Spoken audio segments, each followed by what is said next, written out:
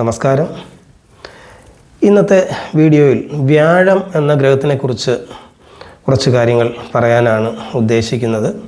കാരണം വ്യാഴം എന്ന് പറയുന്നത് ഒരു ഗ്രഹനിരയിലെ ഏറ്റവും പ്രധാനപ്പെട്ട ഒരു ഗ്രഹമാണ്, ഏറ്റവും ശുഭനായ ഒരു ഗ്രഹമാണ്. ശുഭകാര്യങ്ങൾ ഏറ്റവും കൂടുതലായിട്ട് നമുക്ക് പറയാൻ പറ്റുന്ന ഒരു ഗ്രഹം കൂടിയാണ് വ്യാഴം എന്ന് പറയുന്നത്. അത് നല്ല ഭാവത്തിൽ തീർച്ചയായിട്ടും നിൽക്കണമെന്നുള്ളൊരു കാര്യം ഉണ്ട്. വ്യാഴത്തെപ്പറ്റി പൊതുവെ പറയുന്നത് ജ്ഞാനം സദ്ഗുണമാത്മജം ച സജീവം സ്വാചാര്യം ആചാര്യഹം മഹാത്മ്യം ശ്രുതിശാസ്ത്രതീ സ്മൃതിമതിയും സർവോന്നതിയും സദ്ഗതി എന്നാണ്. അതായത് എന്താണ്? സർവ്വ ഉന്നതിയാണ് വ്യാഴത്തെ കൊണ്ട് പറയുന്നത്. ആദ്യം തന്നെ പറയുന്ന വാക്ക് ജ്ഞാനമെന്നാണ്, അറിവിൻ്റെ ഗ്രഹമാണ്. അതുപോലെ തന്നെ സദ്ഗുണങ്ങൾ, നല്ല ഗുണങ്ങളുടെ ഗ്രഹമാണ്. ഇതാണ് സത്യം, നീതി, ധർമ്മം, പ്രകൃതി നിയമങ്ങൾ, അതുപോലെ തന്നെ സ്ട്രിക്ട്നെസ്, ഇതെല്ലാം വ്യാഴത്തിൻ്റെ പ്രത്യേകതകളാണ്. അപ്പോൾ വ്യാഴം ജാതകത്തിൽ നല്ല രീതിയിൽ നിൽക്കുന്നവർ തീർച്ചയായിട്ടും അവർക്ക് എന്ത് പ്രവൃത്തി കൊടുത്താലും അവർ വളരെ സത്യസന്ധമായിട്ടത് ചെയ്ത് പൂർത്തിയാക്കും.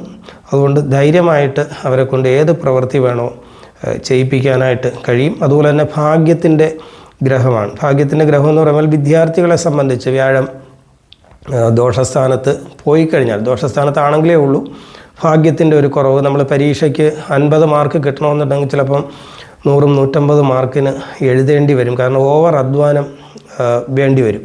അതുപോലെ തന്നെ തൊഴിൽ അന്വേഷിച്ച് നിൽക്കുന്ന ചെറുപ്പക്കാരൊക്കെ ചില തൊഴിലുകളൊക്കെ നമുക്ക് കിട്ടിയെന്ന് വിചാരിക്കും, പക്ഷേ അടുത്ത് വന്നിട്ട് തെന്നി മാറിപ്പോവാം. ഇങ്ങനെയുള്ള വിഷയങ്ങൾ വ്യാഴം ദോഷസ്ഥാനത്ത് പോയാലിട്ടുണ്ട്. പക്ഷേ ദൈവാധീനത്തിൻ്റെ കാര്യം പറയുമ്പോൾ ഈ എന്താണ് പ്രമാണത്തിലൊക്കെ പറയുന്നത് വ്യാഴത്തെ കൊണ്ട് സകല ദേവതകളെയും ചിന്തിക്കാമെന്നാണ്.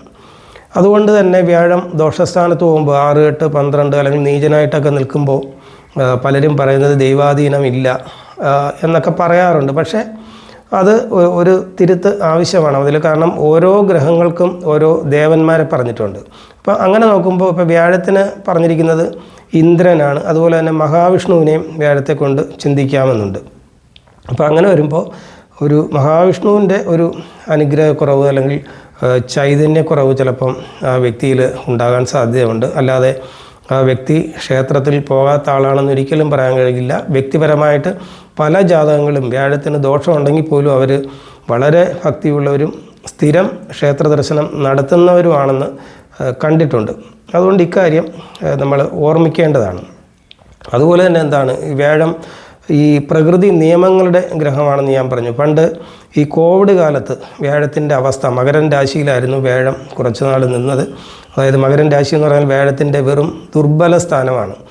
ആ മകരൻ രാശിയിൽ തന്നെ ശനിയും ചൊവ്വയും 2 പാവഗ്രഹങ്ങൾ കൂടി വന്നു. അപ്പോൾ ഇവർ 3 പേരും കൂടി ഒരുമിച്ച് നിൽക്കുന്നതിന് വസുന്ധര യോഗം എന്നാണ് പറയുന്നത്. അതിങ്ങനെ അപൂർവമായിട്ട് മാത്രമേ വരാറുള്ളൂ.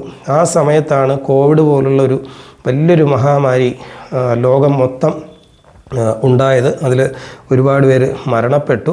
അത് ഈ പ്രകൃതി നിയമങ്ങളുടെ ഗ്രഹം ആയ വ്യാഴത്തിന് അവിടെ ദുർബല സ്ഥിതി വന്നു. അതുപോലെ പാപബന്ധവും വന്നു. അങ്ങനെയൊക്കെ വന്നു കഴിഞ്ഞാൽ ഇതുപോലുള്ള പ്രകൃതി ദുരന്തങ്ങളൊക്കെ സംഭവിക്കാവുന്നതാണ്. അതുപോലെ തന്നെ സ്ട്രിക്ട്നെസ്സിൻ്റെയൊക്കെ ഗ്രഹം മറ്റുള്ളവരെ ഉപദേശിച്ച് നേരെയാക്കാനൊക്കെ വളരെ കഴിവുള്ള വ്യക്തിയായിരിക്കും വ്യാഴം നല്ല ഭാവത്തിലൊക്കെ നിന്ന് കഴിഞ്ഞാൽ. അതുപോലെ തന്നെ എന്താണ് ഏതൊരാൾക്കും ഒരു അറിവ് ഏറ്റവും കൂടുതൽ തരുന്ന ഒരു ഗ്രഹമാണ് വ്യാഴം എന്ന് പറയുന്നത്. ഇതെല്ലാം നല്ല ഭാവത്തിൽ വ്യാഴം വരണമെന്ന് മാത്രം. അതുപോലെ ശരീരത്തെക്കുറിച്ചൊക്കെ പറഞ്ഞ വ്യാഴത്തെ കൊണ്ട് വളരെ വലിയ ശരീരം എന്നൊക്കെയാണ് പറയുന്നത്. അതുപോലെ തന്നെ നിറത്തെപ്പറ്റി പറയുന്നത് വെളുത്ത നിറമാണ് വ്യാഴത്തെ കൊണ്ട് ചിന്തിക്കാവുന്നതെന്നാണ് പറയുന്നത്. എന്തായാലും വ്യാഴം എന്ന് പറഞ്ഞാൽ ഒരു ഗ്രഹനിരയിലെ ഏറ്റവും ശക്തമായ ഒരു ഗ്രഹമാണെന്ന് തീർച്ചയായിട്ടും നമ്മൾ അറിഞ്ഞിരിക്കണം. അടുത്ത് മറ്റൊരു വീഡിയോ ആയിട്ട് കണ്ടുമുട്ടാം. എല്ലാവർക്കും നമസ്കാരം.